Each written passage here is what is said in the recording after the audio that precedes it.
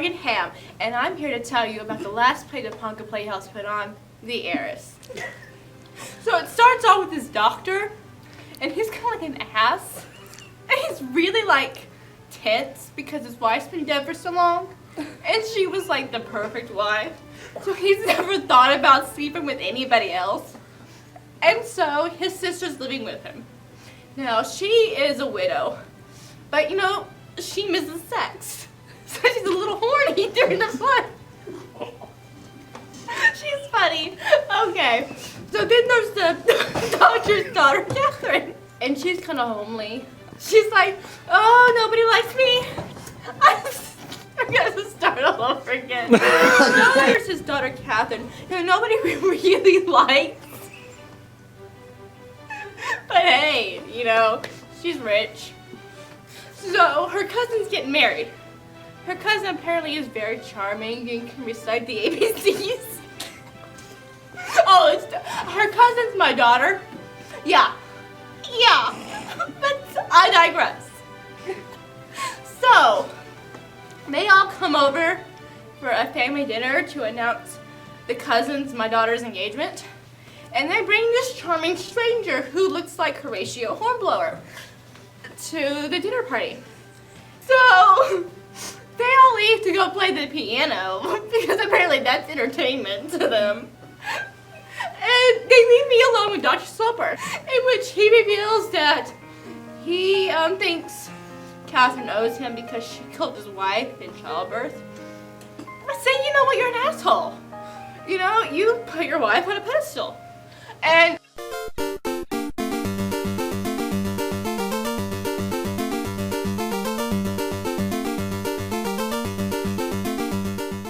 so, you know, he's like, I love you. And she's like, really? And he's like, yeah. And he's like, will you marry me? And like, they known each other for what, less than 2 weeks? And she says, yes. So right there, I was like, oh gosh, this is not gonna end well. So she's like, oh my gosh, we're getting married. Somebody loves me. She is a redhead, so green really looks good with her complexion. I will say that. So the doctor comes back. He's like, I don't trust this guy. Nobody should fall in love with my daughter. I mean, I know her. She's not that charming. And he's like, oh, I don't trust this guy. And the Aunt Pinnaman, who is my sister, she's the horny one, whose husband just died. And she really kind of likes Arthur, the suitor. But she's too much of a lady to mention it. So she's like, no, he's a good guy. He loves her. She'll be good for him. Like, I don't trust her. And then Catherine tells the father that they're engaged. He's like, okay, thank you for telling me. And I'm like, that's really cool of you. Really cool. So, you know, she goes up all happy, thinking she's gonna get married. And Dad's like, Mariah.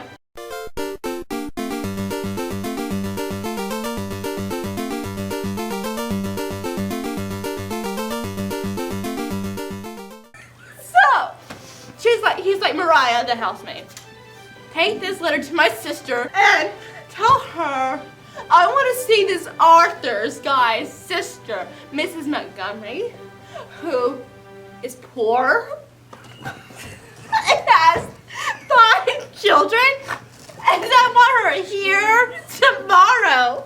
And so, the doctor, who's like, actually, besides his family, is a really good guy. I mean, he like takes care of children, sick children, and poor children. And he, you know, if he wasn't such a bastard to his own family, he'd be like a saint. But I digress. So the next day comes, and Mrs. Almond shows up with Mrs. Montgomery. It says, Arthur, I'd like you to meet Mrs. Montgomery. She has been very good to come, despite her busy schedule. So, I leave, yes. And they talk, and then she sees Catherine, because she's all like, no, he loves her. He really loves her. And then Catherine comes down, and she leaves to get coriander cookies, because they're delicate. And she goes away. And then they argue some more. Mrs. Montgomery's like, you know what? How dare you make me tell your daughter that she's not charming? And so she just leaves. Bravo, Mrs. Montgomery. Bravo. And then Mr. Townsend comes back in. And he's like, you know what, doctor? I want to marry your daughter. He's like, I know, and you're not. And then Catherine comes back downstairs because now she's like, oh my gosh, somebody loves me. Somebody really loves me. I can't let this get away. And she's like, don't leave me. How dare you leave me? And Austin's like, get a grip. I mean, really? And Austin and Arthur, no, Mount Morris. Morris is like, you know what? She loves me, and you're not going to stop it, old man. And he's like, you know what? I'm going to take her to Europe with me for 6 months, and if she still loves you, then you can marry her. And Catherine's like, no, I can't wait for him that long. And Morris is like, go, we'll prove your papa wrong. And that's the end of Act 1. Act 2. They had just been 6 months since the ending of the Act 1, and Morris has been spending time with Mrs. Pennyman, my sister who lives at Austin's house. And he's like, oh, I just love the finer things in life. She goes, yeah, so does Austin. And he's like, no, when I was broke, I brought some Venetian glasses just so I could look at them. Really? This right there shows you that Austin was right the whole time. And she's like, oh, you are so much like Austin. He's gonna love you. And then he reveals the plan that when Catherine gets back, the very next day he's going to elope with her. And they're gonna honeymoon in Albany. Albany! And so they're sitting there playing their game and drinking the really good brandy. And so they hear a carriage come up. And Miss Pennyman's like, oh my gosh, you're back a day early. Oh my gosh, go, run to the kitchen and hide. And so Catherine and Austin come back, and Catherine's like matured a little bit. She's wearing better clothes. She's got this awesome cape. And so she's like, Aunt Pennyman, have you seen Morris? Does he still love me? And then Austin comes in, and he's sick. He caught a cold on the boat. And he's like, oh, God damn it, just leave me alone. I want to go to bed with a hot drink. And so after he says that basically he doesn't like Catherine, that she's a disappointment and a pathetic excuse for daughter, he goes to bed. And so Catherine's like really upset. And her aunt comes and says, what would make you happy? And she goes, knowing that Morris still loves me. And then Morris pops up. So he's like, oh, Catherine, has your Aunt Pennyman told you of the plan I have to elope with you tomorrow? She goes, oh no, but that's wonderful. But wait a minute. My dad's sick. What if he doesn't go out tomorrow and we can sneak off? He goes, I don't know. We'll go the next day. Like, I can't wait till the next day. Let's go tonight. Tonight. And he's like, okay. So he's thinking, yeah, this girl's gonna marry me tonight. There's a catch. She says, you know, I don't care about my father. He's an asshole. He doesn't love me. He despises me. And he goes, Catherine, I don't think that's true. I'm like, no, it is. I know it is. And he's like, well, write a note. Write a note to your dad so he'll forgive us. Because I am not writing a note. My dad hates me. I remember taking a dime from him. Red lights start flashing in Morris's brain. He's like, oh no. What do you mean you're never gonna take a dime from him? I'm like, I know you already get $10,000 a year from your mom, but I was counting on that extra $20,000 because, you know, at $10,000 you live like Arthur and Marion, the small-time banker and his wife. You know, I want to live like this. I mean, would you not want to live in a house like this? Like, oh shit. I put all my eggs in the wrong basket. And so she's like scared right now because she's thinking, I'm only gonna have $10,000 a year to live on. But she's like, no, we'll go tonight and we'll live on love. And he's like, okay. And she goes, meet me tonight at 12:30 and we will run off. My bags are already packed. He goes, I'll be there. And so he leaves and she's all like excited because she's getting married. But the next scene happens. And it's midnight and she's waiting for him and her Aunt Pennyman comes and she's like, what are you doing? Like, we're eloping. And she's like, oh, I'll come with you. Like, no, it's just me and Morris. She goes, that's not proper. I'm like, no, it's fine. It's fine. And then Catherine tells her aunt what she said, that her father basically disinherited her. And her aunt says, you stupid girl. He's not showing up. Yes, he is. Like, no, he's not.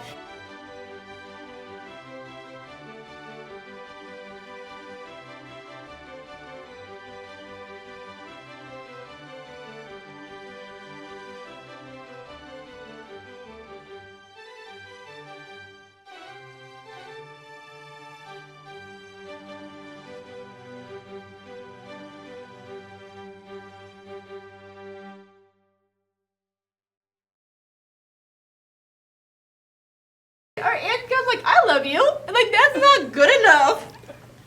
And so the scene ends and she's left. She's been jilted because Morris is a fortune hunter. Next scene. It's been like 3 days and she's been moping the whole time. Like, how could he leave me? She comes downstairs and sees her father and she's really upset. Her father's sick.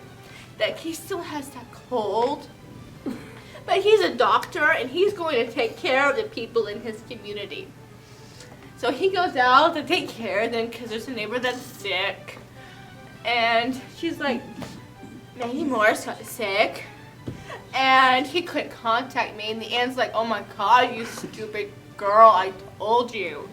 He's not coming. She's like, no, he's coming. I'm gonna write him a note. And so she writes him a note. And then the doctor comes back. He's like, I couldn't make it. The doctor's like, oh shit. He's listening to his own chest. Like, this isn't good. And so Marion leaves, and that's all you see of her. And then he's like, my maid, my daughter, I have something to tell you. I have.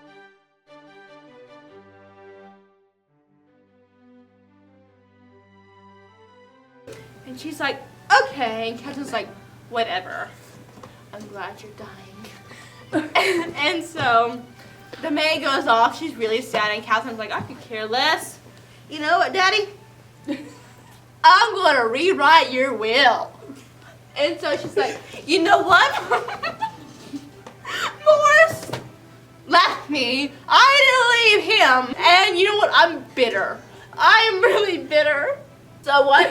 When you die, I'm going to give all my money to Morris. Yeah, I'm going to spend every last dime on him. I'm going to buy him ruby and pearl buttons until he explodes. He's like, no you won't. I'm like, disinherit me. Disinherit me. I'll write it up right now. I'm Dr. Slipper of Washington Square. Hereby disinherits my daughter, Catherine Slipper. He's like, Catherine, stop. You know what? I may have hated you these past 28 years, but you're my daughter, and I can't disinherit you. And so, the scene ends. And then, the final scene of the play. Okay, this is the final scene.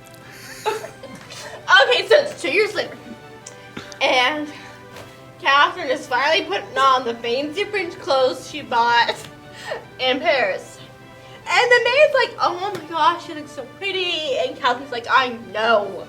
You don't have to remind me that I look pretty. Because Catherine's become very cold. At first she was like, oh, I don't know, I'm insecure. But she was kind of almost likable. Now she's really not. Because she's like, I hate everybody. it's hot. It's summer. And it's hot and it's summer. So she's like, I put this dress on because it was the coolest thing on I own. And so Pennyman's talking to her like, you should have gone to the shore and had a beach house, but you chose to stay here. She goes like, I like it here and I want to stay around people I like. I'm like, okay, Miss Antisocial still. And so she's like, you know who I ran into today? Morris Townsend. Yes! Morris is back. Morris decided he was going to go find himself in the West. Now, this is the West in 1850s. And if anybody knows, 1850 was like pre-Civil War.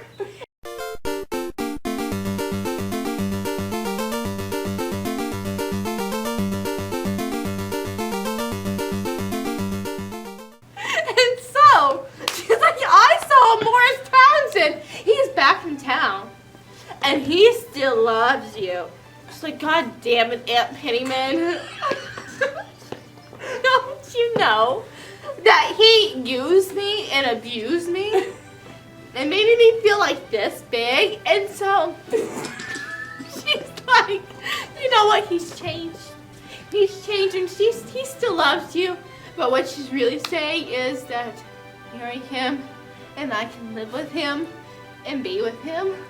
And so she's like, stop it. And Pennyman's like, oops, I'm so sorry. I told him to show up. And he rings the doorbell because now he's punctual again. And he's like, I'm here to see Catherine. And she's like, I don't want to see him. And he's like, I want to see Catherine. Like, I don't want to see him. He's like, really? She's like, come in, Morris. And so he comes in. He's like, oh, Catherine, the reason I left you is because it would be ungentlemanly for me to have you disinherit yourself. That's just wrong. She's like, okay. And he goes, I still love you, and we can be together now. We can still go to the Reverend Lispinard, who was supposed to marry him the first time, and we can be married. And she goes, can we still honeymoon in Albany? I'm like, what does Albany have to offer? So, she's like, I will take you back. I will marry you. Let's marry tonight. And he's like, oh my gosh, yes, yes. She goes, I bought you buttons. I bought you ruby and pearl buttons. Let me get them. And she calls Aunt Pennyman down. She's like, oh my gosh, it works. It works.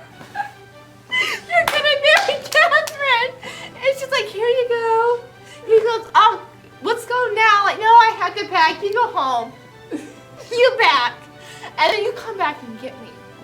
And we will leave and go honeymoon in Albany. And so he leaves. And she's like, I need to finish my cross stitch. And her aunt's like, what? And she's like, yeah. Because she's been cross stitching through this whole play. It's like her thing. And so it's like, I have to finish it. Because after I finish this, I'll never do it again. It's like, yeah, you won't. You'll have better things to do now. So she's like, Aunt Pennyman, stop.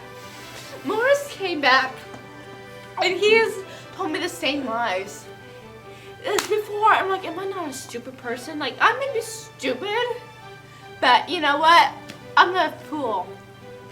And now he wants my money, and he wants my love, and I'm saying hell no to that.